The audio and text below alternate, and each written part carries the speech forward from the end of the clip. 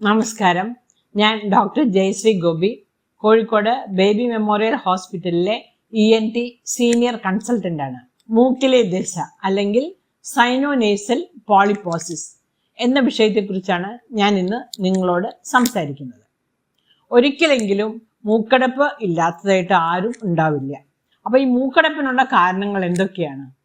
മൂക്കടപ്പിന് പല കാരണങ്ങളുണ്ട്. അതിൽ ഒരു പ്രധാനപ്പെട്ട കാരണമാണ് മൂക്കിലെ ദശ. അപ്പോൾ ഈ മൂക്കിലെ ദശ എന്താണ്? അപ്പം മൂക്കിന്റെ സ്ട്രക്ചർ ഞാൻ ആദ്യം നിങ്ങളോട് പറയാം. മൂക്കിന്റെ നടുക്ക് ഒരു പാലവും രണ്ട് സൈഡിൽ നിന്നും 3 ടർബിനേറ്റ്സ് എന്ന് പറയും. ഒരു ചെറിയ ദശ പോലെയുള്ള സാധനമാണ്. അതായത് inferior turbinate, middle turbinate, superior turbinate. ഇതിൽ ഈ ടർബിനേറ്റ്സ് ഇൻഫെക്ഷനോ അലർജിയോ കൊണ്ട് വലുതായി വരാം. അപ്പോൾ അതിനെ അത് ടർബിനേറ്റ് ഹൈപ്പർട്രോഫി എന്നാണ് പറയുന്നത്. ഇത് കാണുമ്പോഴും നമ്മൾ മൂക്കിലെ ദശ എന്ന് പറയും. കുട്ടികളിലാണെങ്കിൽ അഡിനോയിഡ്സ് ഉണ്ടെങ്കിൽ അതിനെ നമ്മൾ മൂക്കിലെ ദശ എന്ന് പറയും. പക്ഷേ ഇന്ന് ഞാൻ നിങ്ങളോട് സംസാരിക്കുന്നത് ഇതിനെക്കുറിച്ചല്ല. അതായത് വിട്ടുമാറാത്ത ജലദോഷം, വിട്ടുമാറാത്ത തുമ്മൽ, ഇതൊക്കെ കൊണ്ടുണ്ടാകുന്ന മൂക്കിലേക്ക് വരുന്ന മുന്തിരിക്കുല പോലെയുള്ള ഒരു ദശയെക്കുറിച്ചാണ് ഞാൻ നിങ്ങളോട് സംസാരിക്കുന്നത്. അതിനെ നമ്മൾ സൈനോനേസൽ പോളിപ്പ് എന്ന് പറയും. അതായത് ഇടയ്ക്കിടയ്ക്ക് സൈനസൈറ്റിസ് ഉണ്ടാവുക, റൈനോനേസൽ സൈനസൈറ്റിസ്. അതായത് ഒരു ഇൻഫ്ലമേഷൻ ഉണ്ടാകുമ്പോൾ ഈ മൂക്കിൻ്റെ ഉള്ളിലുള്ള മ്യൂക്കോസിക്ക് ഉണ്ടാകുന്ന ചേഞ്ചസ്, വിട്ടുമാറാത്ത തുമ്മൽ ഉണ്ടാകുമ്പോൾ, പിന്നെ ആസ്മയുള്ളവരിൽ ഉണ്ടാകും. ആസ്മയുള്ളവരിലും ഇതുപോലെ ദശ കാണാം. വേറെ ചില ഇപ്പം അലർജിക് ഫംഗൽ സൈനസൈറ്റിസ് എന്ന് പറയും. ഫംഗൽ ഇൻഫെക്ഷൻ ഉണ്ടായിട്ട് അലർജി ഉണ്ടായിട്ട് അങ്ങനെയുള്ളവരിലും ഈ ദശ ഉണ്ടാകാം. അപ്പം എവിടെ നിന്നൊക്കെയാണ് ഈ ദശ വരുന്നതെന്ന് നോക്കാം.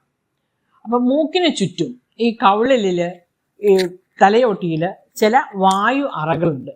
ഈ അറകളെയാണ് നമ്മൾ സൈനസ് എന്ന് പറയുന്നത്.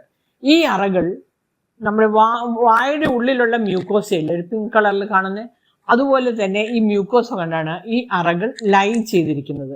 ഇത് കവിളിലിൻ്റെ 2 സൈഡിലുമായിട്ട് മാക്സിലറി സൈനസ്, കണ്ണിനും മൂക്കിനും ഇടയ്ക്കായിട്ട് എത്മോയിഡ് സൈനസ്, നെറ്റിയുടെ ഉള്ളിലായിട്ട് ഫ്രോണ്ടൽ സൈനസ്, പിന്നെ അതിൻ്റെ ഏറ്റവും പുറകിലായിട്ട് സ്ഫീനോയിഡ് സൈനസ്.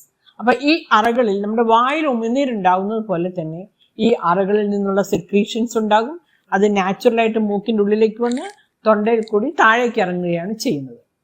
അപ്പോൾ നമുക്ക് വിട്ടുമാറാത്ത ജലദോഷം, വിട്ടുമാറാത്ത തുമ്മലൊക്കെ ഉണ്ടാകുമ്പോൾ, ഇൻഫ്ലമേഷൻ ഉണ്ടാകുമ്പോൾ ഈ മ്യൂക്കോസയിൽ നീർക്കെട്ടുണ്ടായിട്ട് അതിങ്ങനെ വീർത്ത് താഴേക്ക് ഇറങ്ങി ദശയായിട്ട് മൂക്കിൻ്റെ ഉള്ളിലേക്ക് വരികയാണ് ചെയ്യുന്നത്. അപ്പോൾ ഇതിൽ കുട്ടികളിലാണെങ്കിൽ, ചെറുപ്പക്കാരിലും ആണെങ്കിൽ ഒരു സൈഡിൽ മാത്രം മൂക്കടപ്പാണ് കാണുക. അതായത് അവരിലുണ്ടാകുന്ന ദശയെ നമ്മൾ ആൻഡ്രോകോയനൽ പോളിപ്പ് എന്നാണ് പറയുന്നത്. അതായത് മാക്സിലറി സൈനസ്, ഈ കവിളിലിൻ്റെ ഉള്ളിലുള്ള ഈ സൈനസിൽ നിന്നും ദശ ഇറങ്ങി മൂക്കിൻ്റെ ഉള്ളിലേക്ക് വന്ന് മൂക്കിൻ്റെ പുറത്തേക്ക് പോയിട്ട് അപ്പോൾ ഒരു സൈഡിലേക്ക് മാത്രമാണ് മൂക്കടപ്പ് ഉണ്ടാവുക. പിന്നെ അത് വല്ലാതെ വലുതായിട്ട് കൊയന നിറയുകയാണെങ്കിൽ, അതായത് മൂക്കിൻ്റെ പുറകുവശം നിറയുകയാണെങ്കിൽ 2 മൂക്കിനും അടപ്പുണ്ടാവും.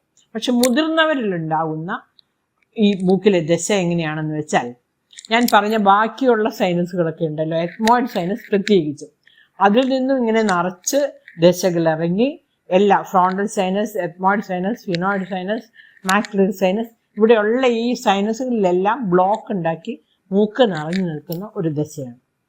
ഇത് കൂടാതെ തന്നെ സൈനസുകളിലുണ്ടാകുന്ന ട്യൂമറുകൾ, ക്യാൻസർ പോലുള്ള ഗ്രോത്തുകൾ, അതെല്ലാം മൂക്കിലെ ദശയായിട്ട് നമുക്ക് പ്രസൻറ്റ് ചെയ്യാം. ഇനി എന്തൊക്കെയാണ് ലക്ഷണങ്ങൾ എന്ന് നോക്കാം. മൂക്ക് ആദ്യം തുമ്മലുണ്ടാവും, വിട്ടുമാറാത്ത തുമ്മലുണ്ടാവും. ചിലർക്ക് വിട്ടുമാറാത്ത ജലദോഷം ഉണ്ടാവും, സൈനസൈറ്റിസ് ഉണ്ടാവും. അപ്പോൾ അതിൻ്റെ ഹെഡേക്ക് ഉണ്ടാവും. പിന്നെ ദശ വന്ന് നിറയുമ്പോൾ മൂക്ക് കംപ്ലീറ്റ് ആയിട്ട് അടഞ്ഞു പോകും. അപ്പോൾ സ്മെല്ല് തീരെ അറിയാതെ വരും. മൂക്ക് അടഞ്ഞു കഴിഞ്ഞാൽ ഒരിക്കലും മൂക്കിൻ്റെ ഉള്ളിലേക്ക് വായു വരാത്തതുകൊണ്ട് സ്മെല്ല് തീരെ അറിയില്ല. പിന്നെ ചിലർക്ക് ഫേഷ്യൽ പെയിൻ ഉണ്ടാവും, 2 സൈഡിലും നല്ലതായിട്ട് പെയിൻ ഉണ്ടാവും, ഹെഡേക്ക് ഉണ്ടാവും. മൂക്കടഞ്ഞു ഇരിക്കുന്നത് കൊണ്ട് വായിൽ കൂടി ശ്വാസം വലിക്കേണ്ടി വരും. അപ്പോൾ ഞാൻ കാരണങ്ങൾ പറഞ്ഞു, ലക്ഷണങ്ങൾ പറഞ്ഞു. പിന്നെ ഇനി ഇതെങ്ങനെയാണ് ഡയഗ്നോസ് ചെയ്യുക എന്നുള്ളത്. അതായത് ഇപ്പോൾ ഇതുപോലെയുള്ള മൂക്കടപ്പൊക്കെ ഉള്ള ഒരാൾ എന്തായാലും ഒരു ENT ഡോക്ടറെ കാണേണ്ടതാണ്. അപ്പോൾ ഡോക്ടറെ കാണുമ്പോൾ ഡോക്ടറെ പരിശോധനയിൽ ആദ്യം നമ്മൾ ആൻറ്റീരിയർ റൈനോസ്കോപ്പി ചെയ്യും, ഈ മൂക്കിലെ ദശ കണ്ടുപിടിക്കാം. ഈ രോഗി തന്നെ കണ്ണാടി എടുത്ത് നോക്കിക്കഴിഞ്ഞാൽ ഇങ്ങനെ മൂക്കടഞ്ഞ് മൂക്കിൻ്റെ ഉള്ളിലായിട്ടൊരു പേളി വൈറ്റ് ആയിട്ടുള്ള ഒരു ദശ കാണാം. ചിലതൊരു പിങ്കായിട്ട് കാണും.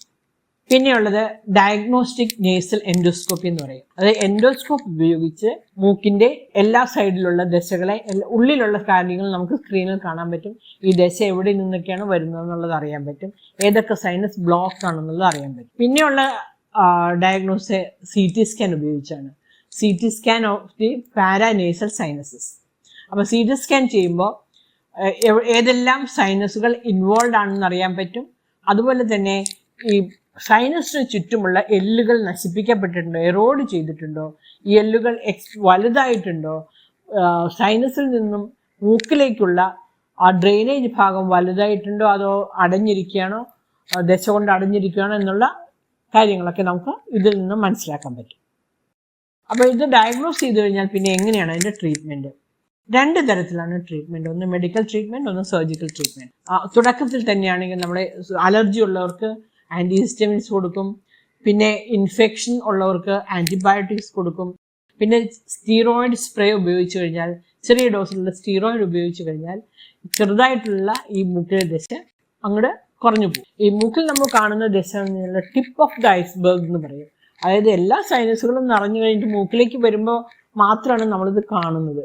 അപ്പോൾ ഇതുപോലെയുള്ള മെഡിക്കൽ ട്രീറ്റ്മെൻറ്റ് ചെയ്യുമ്പോൾ ഈ ദശ വളരെ കുറച്ചൊന്ന് കുറഞ്ഞ് മൂക്കൊന്ന് തുറന്നു കിട്ടി ശ്വാസം കഴിക്കാനുള്ളൊരു സ്പേസ് നമുക്ക് കിട്ടും. പക്ഷേ അതിൻ്റെ ശരിയായിട്ടുള്ള കാരണം അവിടെ തന്നെ നിൽക്കുകയാണ്. അപ്പോൾ മെഡിക്കൽ ട്രീറ്റ്മെൻറ്റ് ഇങ്ങനെ ചെയ്തു കഴിഞ്ഞാൽ പിന്നെയുള്ളത് നമുക്ക് സർജിക്കൽ ട്രീറ്റ്മെൻറ്റ്. മെഡിക്കൽ ട്രീറ്റ്മെൻറ്റിൽ റിലീഫ് കിട്ടിയിട്ടില്ലെങ്കിൽ വീണ്ടും ഇങ്ങനെ ഉണ്ടാവുകയാണെങ്കിൽ പിന്നെ അടുത്ത ഓപ്ഷനാണ് സർജിക്കൽ ട്രീറ്റ്മെൻറ്റ്. അപ്പോൾ ഇതിൻ്റെ മെയിനായിട്ടുള്ള surgery functional endoscopic sinus surgery എന്ന് പറയും. അതായത് FESS. FESS. ഈ FESS എന്ന് പറഞ്ഞ സർജറി എന്ന് വെച്ചാൽ നമ്മൾ ഫുള്ളായിട്ട് രോഗിയെ മയക്കി കിടത്തിയിട്ട് എൻഡോസ്കോപ്പ് ഉപയോഗിച്ചിട്ട് സ്ക്രീനിൽ കാണും. ഈ ഓരോ സൈനസുകളും ഓരോ ദശകളെയും നമ്മൾ സ്ക്രീനിൽ കണ്ടിട്ട് മൈക്രോ ഡീബ്രൈഡൽ അല്ലെങ്കിൽ ബാക്കിയുള്ള ഉപകരണങ്ങൾ വെച്ചിട്ട് ഇതിനെ കംപ്ലീറ്റ് ആയിട്ട് റിമൂവ് ചെയ്യുകയാണ് ചെയ്യുന്നത്. അപ്പോൾ നമ്മൾ ഓരോ സൈനസിൽ നിന്നുള്ള ബ്ലോക്ക് മാറ്റും, കംപ്ലീറ്റ് ഡ്രെയിനേജ് ഉറപ്പാക്കും. പിന്നെ ഈ സർജറി കഴിഞ്ഞിട്ട് എടുത്തിരിക്കുന്ന ഈ ദശകൾ നമ്മൾ ബയോപ്സിക്ക് അയക്കും, ഹിസ്റ്റോപത്തോളജിക്കൽ എക്സാമിനേഷൻ അയക്കും. അത് ഏത് തരത്തിലുള്ള ദശയാണെന്നറിയാം, അതൊരു ട്യൂമർ ആണോ എന്നും കൂടി അറിയാനായിട്ട് ഈ പരിശോധന അത്യാവശ്യമാണ്. അപ്പോൾ ഇവിടെ ബേബി മെമ്മോറിയൽ ഹോസ്പിറ്റലിൽ ഈ സർജറി ചെയ്യാനായിട്ട് നിങ്ങൾക്ക് ഓപ്പറേഷൻ ഒന്ന് രാവിലെ അഡ്മിറ്റ് ചെയ്താൽ മതി. ഈ സർജറിക്ക് ശേഷം ഒരു ദിവസത്തെ അഡ്മിഷൻ ഉണ്ടാവും. പിറ്റേ ദിവസം നമ്മുടെ രോഗികളെ വീട്ടിലേക്ക് വിടുകയാണ് ചെയ്യുന്നത്. പിന്നെ ഇതിൻ്റെ ഫോളോ അപ്പ് എങ്ങനെയാണെന്ന് വെച്ചാൽ ആഴ്ചയിൽ ഒരിക്കൽ അല്ലെങ്കിൽ 2 ആഴ്ച കൂടുമ്പോൾ ഈ സർജറി കഴിഞ്ഞിട്ട് ഡോക്ടറെ കണ്ടിട്ട് നമ്മൾ മൂക്ക് ക്ലീൻ ചെയ്യേണ്ട ആവശ്യമുണ്ട്. ഈ സർജറി കഴിഞ്ഞ ഭാഗം ഉണങ്ങി വരുമ്പോൾ പൊറ്റ പോലെ മൂക്ക് അടഞ്ഞിരിക്കും. അപ്പോൾ ആഴ്ചയിൽ ഒരിക്കൽ വന്ന് ആ പൊറ്റൊക്കെ റിമൂവ് ചെയ്ത് മൂക്ക് ക്ലീൻ ചെയ്ത് അത് കംപ്ലീറ്റ് ഉണങ്ങുന്നത് വരെ നിങ്ങൾ ചിലപ്പോൾ 1 മാസം അല്ലെങ്കിൽ 1.5 മാസം വരെ വരേണ്ടി വരും. ഓപ്പറേഷന് ശേഷം നമ്മൾ അലർജി ഉള്ളവരാണെങ്കിൽ ആ സ്റ്റീറോയിഡ് സ്പ്രേ ഉപയോഗിക്കേണ്ടി വരും. അതായത് ഈ ഓപ്പറേഷൻ്റെ ഒരു ലക്ഷ്യം എന്താണെന്ന് വെച്ചാൽ എല്ലാ സൈനസുകളിലുള്ള വായു സഞ്ചാരം ഉറപ്പാക്കുകയാണ്. അപ്പോൾ അങ്ങനെയാകുമ്പോൾ നമ്മൾ ഈ സ്പ്രേ ഉപയോഗിക്കുമ്പോൾ ഈ മ്യൂക്കോസിലേക്ക് ഡയറക്റ്റായിട്ട് സ്പ്രേ എത്താനായിട്ട് നമ്മൾ ഈ സർജറി സഹായിക്കുകയും ചെയ്യും. അപ്പോൾ സാധാരണ പലരും പറഞ്ഞു കേൾക്കാറുണ്ട്, ഒരു മൂക്കിൽ ദശയുണ്ടെങ്കിൽ അത് ഡോക്ടറെ കാണിക്കേണ്ടെന്ന് ആവശ്യമില്ല, അത് ചെയ്തു കഴിഞ്ഞാൽ വീണ്ടും വരും, അങ്ങനെയൊക്കെയാണ്. പക്ഷെ ഒരിക്കലും ഈ മൂക്കിലെ ദശ നിങ്ങൾ നിസ്സാരമായിട്ട് കാണരുത്. എന്തുകൊണ്ടെന്നാൽ മൂക്കിലുണ്ടാകുന്ന ക്യാൻസർ പോലുള്ള ഗ്രോത്തുകളും ഇതുപോലെ ദശയായിട്ടാണ് പ്രസന്റ് ചെയ്യുക. അപ്പം അതിൽ നിന്ന് നമ്മൾ എടുത്ത് പരിശോധനയ്ക്ക് അയച്ചതിന് ശേഷം മാത്രമാണ് അത് ക്യാൻസർ അല്ല അല്ലെങ്കിൽ വേറെ അസുഖമാണെന്നുള്ളത് നമുക്ക് ഉറപ്പിക്കാൻ പറ്റുള്ളൂ.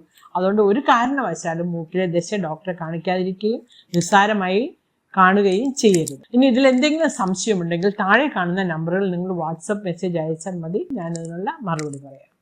Thank you. Issued in public interest by Baby Memorial Hospital, Calicut.